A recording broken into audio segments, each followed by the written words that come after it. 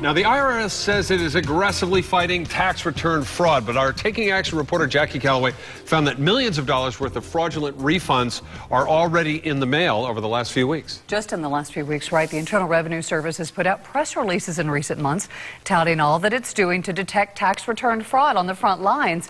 Yet we found thousands of criminal refunds continue to pour into the Bay Area.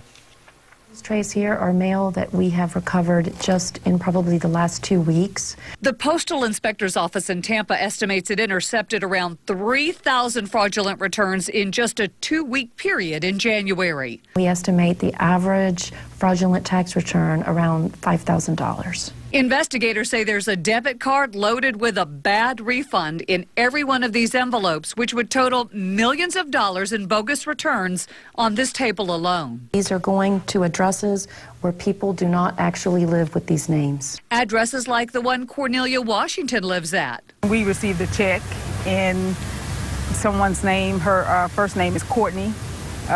There is no Courtney that lives at our residence. Now, her mail carrier failed to catch the $4,500 IRS check Cornelia found in her mailbox in someone else's name. When I asked the IRS what are they doing on the front end to put a stop to tax return fraud, a spokesperson referred me to their website. It states, "This is not something the IRS takes lightly, and we've dramatically stepped up efforts to stop refund fraud. Our goal is to detect these attempts at refund fraud before they occur."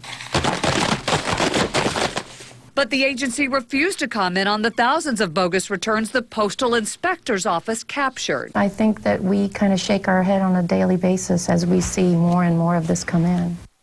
And as we all know, many of these envelopes represent innocent taxpayers whose identities were stolen to commit the crime, victims who find themselves waiting for months and in some cases almost a year for their legitimate refund.